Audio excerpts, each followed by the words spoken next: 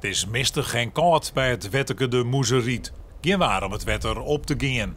Maar net sinds het grieze est zorgen de initiatiefnemers voorharen hoe het bootje misschien de maartijd van 2000 van de Grutte Wiel naar de Westerheen varen. En dan gist maar het bootje, gist daar achterlangs richting Veenwolsterwal. En dan komt onderwijs van alles zien. Hier een gebied met rusken, daar een gebied waar de otter gaat ze staren gewoon. Dan weer een gebied met kei, dan weer een gebied waar de grijdevoegels nestelen. Dit gebied is in die zin zo gevarieerd, ja, dat zuurt eigenlijk nergens weer op zo'n lidsplakje. Wilst het in het zuiden van de provincie Simmerdijs razend druk is met bootjes, had het in Noord-Friesland net over van de toeristen. Bij het noordelijke pad van de Alverstede-route, een nagelnije vaarroute, groen het deze simmer nog net warm.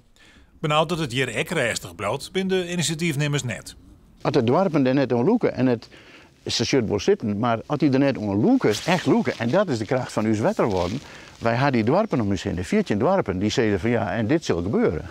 We zijn nu al bezig met een stuk promotie en marketing om nu al die ondernemers en de omjouwing mooi te nemen in deze plan en er direct op te wijzen dat er hier een heel mooi product ligt waar uiteindelijk een heel soort mensen van kunnen profiteren. Het succes van de vaarroute hing er dus af van de omwenners en de ondernemers.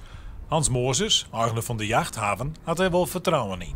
Ik was er wel in te investeren, ja, want we zitten tegen bij het fjord, we zitten tegen bij de sluis van de Westerheen, dus we zitten, ja, wat dat zit weer heel gunstig. Als dit echt wat toeristisch wordt, ja, dan zou ik dat wel zetten. Maar dat het echt toeristisch moet, dat mag Jood aan. Ja, maar dan moet bij mij naar de schouders onder zetten en ik denk wel dat dat goed komt.